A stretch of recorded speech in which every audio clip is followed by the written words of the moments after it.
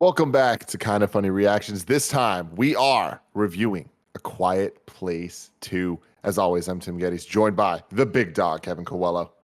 It's a good movie, guys. It's a good movie. Your, your border can't even contain your excitement, Kevin. You're What does bursting that out of mean? the seams at the What does that bottom mean? there. Look at that. Fuck! Yeah, Why did I spend so much time excitement. fixing it? Leaking out. How excited are you, the new face of video games, Blessing Adeoye Jr.?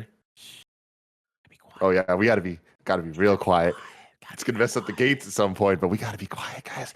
For the rest of the review, we're gonna be talking like this. What a movie, I dude. we will not do that. What a movie. Not only that, a return to theaters for us. Real quick, Yep. before we get into it all, this is Kind of Funny Reactions, where each and every week, sometimes multiple times a week, we review the latest TV and movies going on. Earlier this week, we reviewed season 1 of MODOK on Hulu. Before that, we were reviewing Star Wars Bad Batch. Whole bunch of cool stuff going on. And as movie theaters are now back, as we are all now vaccinated, we can come back to the theaters, and we're going to be doing that a lot. So we will be reviewing a whole bunch more movies as the summer continues. I'm a little shocked, guys, that right now we can't buy tickets for movies like past next week.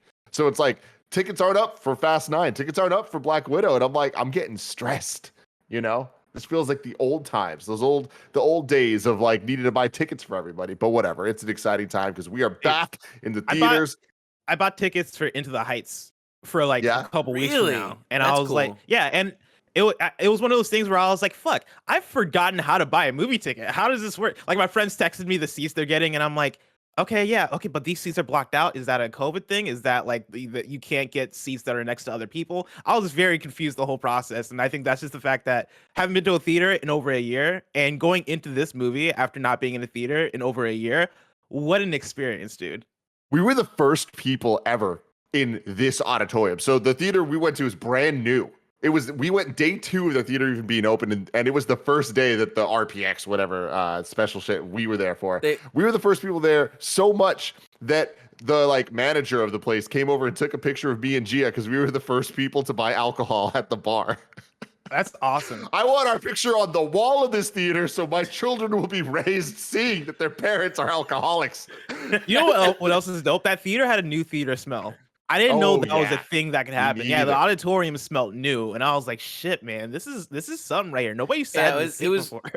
Crazy because there were, I think, maybe 6 or 7 people in the whole theater, which I think made the whole experience so much stronger. When the movie went silent, which it did a couple of times, everything was quiet. You know, it was so quiet. No, but I mean, like, you know, when they should take off like, the radio silence. Yeah, like total silence. It would drop and it'd be like, oh, what's happening? What's happening? Yeah, what's don't happening? make any sound. Then I hear Bless like grab some popcorn. I'm like, what are you doing, Blessing? Before we get into spoilers and all that stuff, though, let's talk on a spoiler-free level about what we think about A Quiet Place 2. Blessing, start us off. Yeah, this was magnificent. It reminds me a lot of the conversation we have about The Last of Us and The Last of Us Part 2, where if you had asked me before we got The Last of Us Part 2 if The Last of Us needed a sequel, I would have been like, no, like don't make a sequel to The Last of Us. It's such a good standalone story. I don't need anything more out of that universe. And then we get The Last of Us Part 2, and I felt like that game perfectly like that game was a perfect sequel to the first, right? It perfectly stands on its own. It perfectly carries forward the themes and everything you loved about The Last of Us Part 1. A Quiet Place Part 2 did the same for me, where coming out of The Quiet Place Part 1, when they announced The Quiet Place Part 2, I was like, no, I don't want a sequel to A Quiet Place Part 2. I don't want more out of that story. I felt like what we got was enough. I don't need answers. I don't need anything else.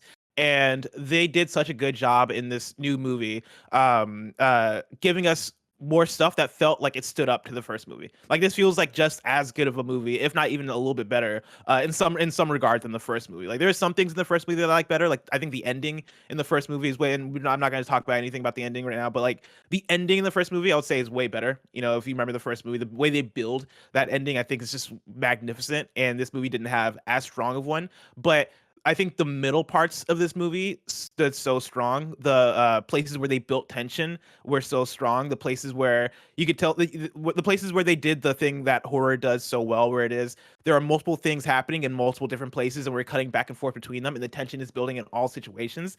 They knocked those parts out of the park, and I absolutely adored this movie. Evan.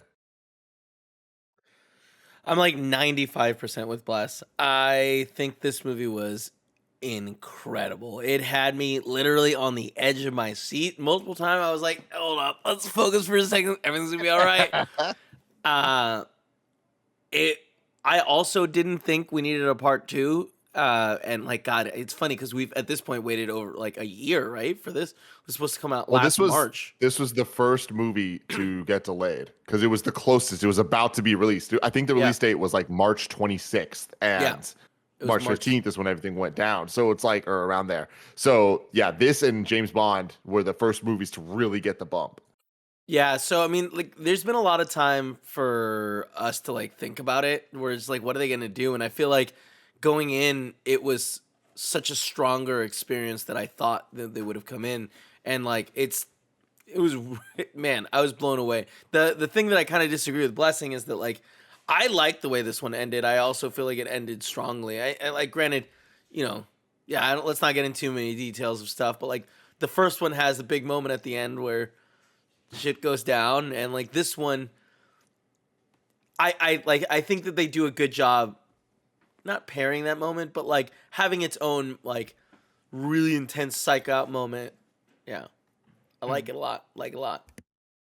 Yeah, I thought this movie was utterly fantastic. I was so happy that the return to theaters for us was an experience this good. And this is a movie you have to see in theaters. Like, I cannot recommend it enough because it is that group experience of it almost feels like a video game because there's like an interactive element of like, you need to be quiet. And I know you're always supposed to be quiet in theater, but like this has that extra level of stress and tension where you're just so in. It's so immersive. And John Krasinski, the director of this one, crazy. Like, how the fuck did Jim from The Office direct these movies? You know, like there's such a talent there, and the cast was fantastic. I didn't know that Cillian Murphy was in the movie at all. Like that's such a cool thing that he knocked out of the park. I thought his performance was great. I thought his character had really, really good motivations that they kind of like followed through with. And that created a dynamic in this movie that I didn't think could be this successful. Like, I'm right there with you guys where I didn't need a part two. Thought it was going to be more of a cash grab. Thought it was going to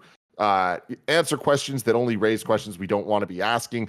Didn't do that at all. This was extremely, extremely stressful to watch in the best ways horror movies can be. I think that they take the gimmick and really stretch it in the most creative ways imaginable, and none of it felt like a retread of the last movie, while still kind of referencing the last movie and giving us the moments of tension and like, oh fuck, that we got in the first one just by seeing elements of the first one. And I don't want to go too far into that just because I think there's some really cool moments that this one plays with. But I highly recommend you guys go out and see this in the theater. Having said all that, let's get into full spoiler mode so we can say whatever the hell we want. Blessing, you're now unleashed. Go. Dude, when that kid got his foot trapped in the bear trap, I've never felt pain like that through a screen before. Oh my God. Like, you're so I felt right. It screams, fucked man. up. When he screams, felt it's like there's nothing you can do but scream. Like, you shouldn't be, but like, I get it. You know? Oh, yeah. I just wanted to touch on something that, like, Tim, you were saying before the spoilers about the motivation with this guy. There was a couple of things in the movie where I was like, why are they going this way? And I really felt like the fact that everyone, or like the family from the first movie, compared that guy to their dad and were like, you're not Lee. I did not understand where all of this came from. Like, I felt like it seemed like this was like a family friend, maybe like someone they saw in the community, but that they were talking that Lee, John Krasinski, was like some temple staple of the community that everyone knew and respected. And it's just like, I don't think he's like, I didn't get the connection they were trying to make, that like, oh, he's trying to be like just as like in charge as Lee was. I agree with you entirely, because I do think that and the monster ending up on the boat and them not noticing it, those are the two big things for me where you kind of need to like hand wave and just be like, well, that's fucking weird. But the other thing is to address what you're saying, they tried to set it up by having him be cool with the police officer and him kind of talking to Cillian Murphy at the baseball game and all those things where it's like they were setting it up that in this small town, he was above the law in a lot of ways. Like he was respected and everybody did know who he was. But it was weird having the kid, especially the deaf girl, kind of like talking shit to this dude. Like, you're not my fucking dad. It's like, yeah, he's not. He's this dude. Like, he's not even trying to be. Like, he's just trying to survive. In fact, he wants you guys out. You know, like he's trying to be by himself. As just a quick response to the one of the aliens getting on the boat, it was like a different boat that I think just drifted there. That's the boat that they were like a bunch of the like weird people that were attacking them were on that boat. And remember, like the alien was like slashing on that boat. So I think he just like cut the boat somehow loose and then couldn't leave the boat. So just waited and drifted onto the island. But I mean, you know, convenient. Also, if you arrive somewhere and you're like, hey, we want to start this radio transmission thing that makes a noise that hurts them. And they're like, let's wait till tomorrow morning to do that. No. Why? Let's go now. Yeah, let's go right now. You know what? It's a great time to go. This moment. I really liked the premise though of like when you really think about the plot of it, because these type of movies you always kind of try to get ahead of, like you're trying to figure out what's going to happen or what are they going to do, because you're trying to outsmart the movie. That's just how human beings do things when it comes to entertainment. And when they get to the island and you see them all partying and there's a barbecue happening, all that, it was such a sense of like, holy shit, like I didn't expect this in this movie. And like it's like the end of I Am Legend, right? Where it's like, oh wow, like we're going somewhere I didn't expect them to do in this. And there's a lot of Last of Us comparisons we can make to these movies, and that's only good things. Like I definitely think they nailed that vibe. But it did get me to think like, oh, are we gonna have a David situation here, like Last of Us? Like, are these people like not who they say they are? This seems like we're going in a pretty predictable way of like they welcome them in and then they take them over, especially after just seeing them essentially get jumped by fucking psychopath group, right? Yeah. But for them to not do that and have just the twist, or like the not twist, but like the development be one of the monsters came to the island is now fucking up the island. I was like, whoa, this is a fresh take. I haven't seen this before. Good job, John Krasinski, because this is exactly the type of thing I'm looking for, and the difference between this movie just being another horror sequel and like, oh, this is something special. Like, you made sure that you weren't too tropey. You made sure that when things happened, the audience was like, whoa, cool, instead of like, saw that coming.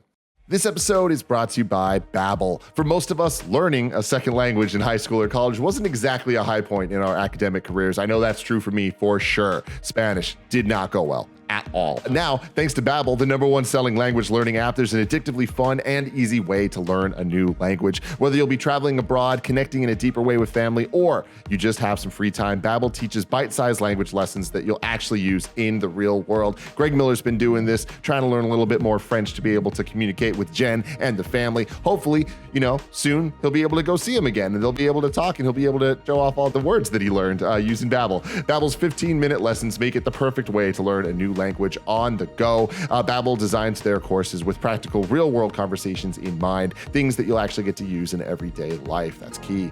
Plus, Babbel's speech recognition technology helps you to improve your pronunciation and accent. Start your new language learning journey today with Babbel. Right now, when you purchase a 3-month Babbel subscription, you'll get an additional 3 months for free. That's 6 months for the price of 3. Just go to babbel.com and use promo code MORNING. That's BABBEL.com, code MORNING. Babbel.com, code MORNING for an extra 3 months free. Language for life. Yeah. I gotta shout out the moment too where they make it to the radio station and they're in the garage and the dude is like, "Fuck, did I drive too fast? Like, I lost them. I had to go back." And immediately the thing grabs it and dude gets knocked down, which was slightly funny, but then also horrifying at the same time. I was totally the opposite. I was totally the opposite, where I hated that moment because, like, as soon as they go in and he's like, "Oh, I'm gonna close this 60% of the way," I was like, "Bro, come on!" Like, what like happens in the world when you leave things half open? Something hears you and eats you, And it's just like, I think the movie did a really good job pacing wise of the scares and making sure that every jump scare felt earned and felt in the world, and it didn't feel just like it was trying to scare audience members. They were trying to scare the characters. And that's such a cool thing where we often see characters like walking down a hallway and like looking around corners and like there's somebody there and the character gets scared, we get scared. Sometimes we get scared by the character going, you know what I mean? Like even not the scary thing itself. But what I liked about that scene, and they do this a couple times in this movie, is we know that things are going to go bad for this guy. I don't think we expected them to go bad for him right then. You know what I mean? For that monster, because we had the sense that the monster was a little further away.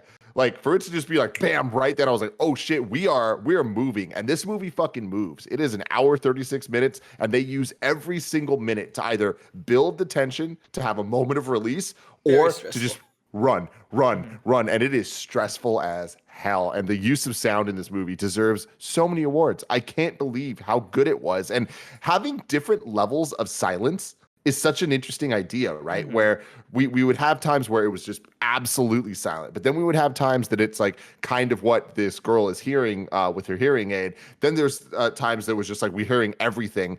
And then there were times that depending on what character was the focus of the camera, we hear what they're thinking. Like early on in the movie, we see John Krasinski running and like grab her while the camera's with her. It's quiet, and then he grabs her, and then all of a sudden the sound's there. I'm like, fuck, this is so cool. Yeah, and we gotta shout out Reagan, the daughter. Her performance in the movie is immaculate. Like the whole central family, their whole performance is great. But the way that she was emoting while using sign language, and the way that we totally felt what she was saying without actually hearing the words, that's something that rarely happens, right? Because we rarely get a movie that is so focused on sign language in this way. And the way that they were able to convey so much through emoting and through signing, I thought was just done super well.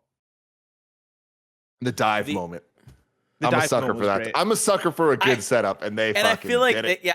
I don't know if that was a good setup because it was so obvious, right? Like they set it up. Like the one conversation he has with her before all of this is that. But like you're right, Tim. It felt so earned when he just goes, and it's just like, all right. Also, what a fucking plan of like, all right, fuck it, I'm gonna put the bells on this guy.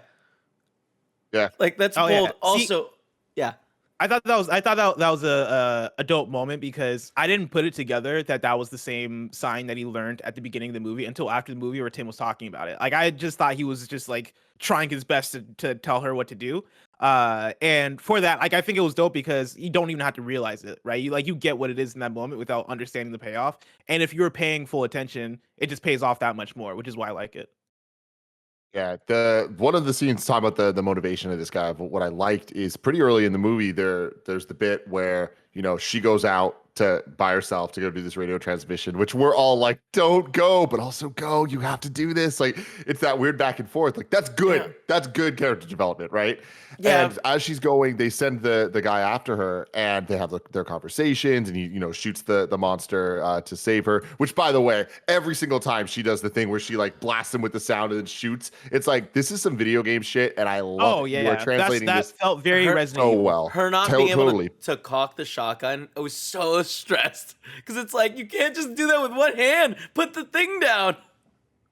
But I love that scene, what it turns into of them trying to learn to communicate to each other, her telling him, like, you need to enunciate, like, look at me and enunciate and all that, and him really struggling and trying to figure it all out. Then the night comes, and when it wakes up and she has nothing and it's dead silent, she doesn't have her ear thing, it was like, you motherfucker. And, like, I felt that so real, and I love the way they resolved it. I love that all of a sudden he steps into frame, the sound comes back, and it's like, no, he's not leaving her. And I was like, thank God. Because like I believed he was going to, I believed that he was bad. So that it's those bits that I really thought the motivation really, really like worked for me.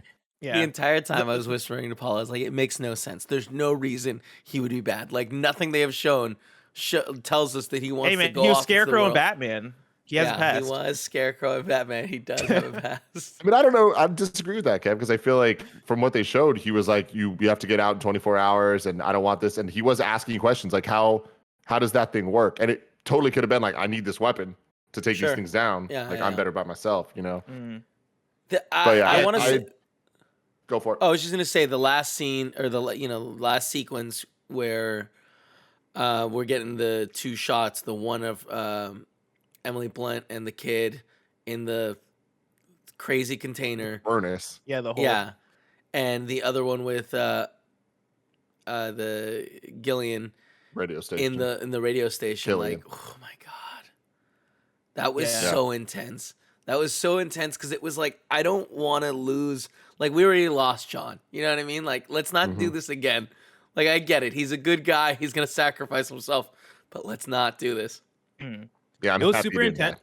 It was super intense. My one thing is that I felt like the moment that we got before toward the ending of the second act was just like twice as intense. So by the time we got to that last one, I wasn't like I was tense, but I wasn't as tense. You know, like when the Wait, build up moment? of the one where they're at the dock with the crazy people and they have her and they're going back and forth between that and then the kid and the baby being stuck in the furnace and losing out on oxygen. That to me is one of the most tense moments I've had watching a movie ever. You know, that was a lot. because you're having like these alternating different types of horror, right? Like the horror of suffocation and like having a baby there with you, like suffocating Oh at my the God, same it's time, and then the terrifying. mom being face to face with one of the monsters, and then these people being jumped by other people. Fuck, Like this movie's good, man. Yeah, the way they're going back and forth between those and building all that tension at the same time, and the music was building at the same time, I thought was just beautifully done. That by the time we get to the later one, still a super dope moment. But I was like, by that time I'd already come down enough where I was like, okay, Yeah. cool, like I can handle this compared to what we it's just got.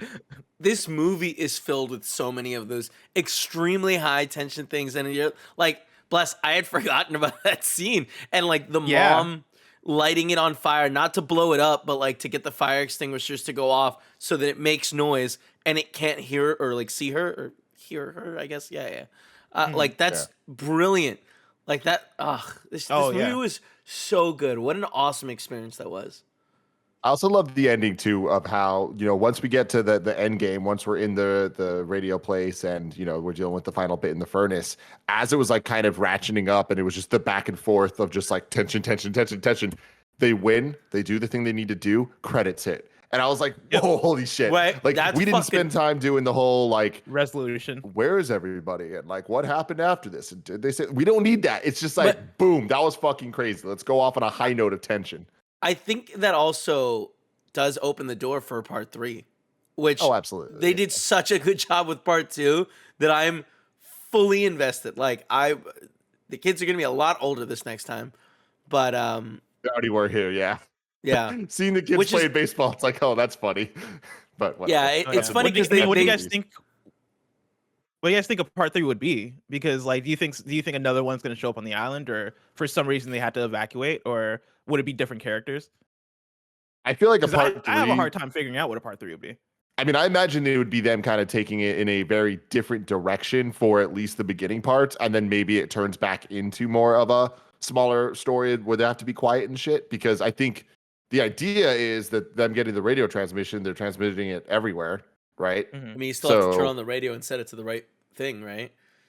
Yeah, but I mean, I imagine it's them kind of taking over America little by little, like Walking Dead style, kind of like, you know, gaining people or whatever. But it's like, we don't know what the rest of the world looks like. Like they did such a good job of giving us just enough. And even this movie starting it off like, oh, it's aliens. We didn't need that. But it's like, they did it in a way that kind of gave us what we kind of wanted without asking for, right? So I trust them with 3. We keep bringing up Last of Us, but I'm right there with you, Bless, where Last of Us 1, we beat it. We're like, we don't need a Last of Us 2. Last of Us 2, we beat it, and we're like, you know what? I'll take a Last of Us 3 because I fucking trust them. And like that's exactly where I'm at with this, where it's like I would love Quiet Place Part 3, directed by Krasinski, because he definitely he's got the stuff. Yeah. I love you, Les. But yeah, definitely love this movie. Think you should go watch it. Any criticism I have of it, like the moment that you start questioning things like I don't really like this, you move it on to something else and you are completely enthralled. So go check it out and stay tuned here to youtube.com/kindoffunny. If you like video games, guess what? A great thing to do would be going to youtube.com/kindoffunnygames or twitch.tv/kindoffunnygames, because it's E3 time, baby. We're reacting to a whole bunch of different stuff. If there is a press conference, chances are we are reacting to it. And if you want to see our faces in similarly sized squares reacting to a video, that's where you're going to want to be. Until then, though, I love you.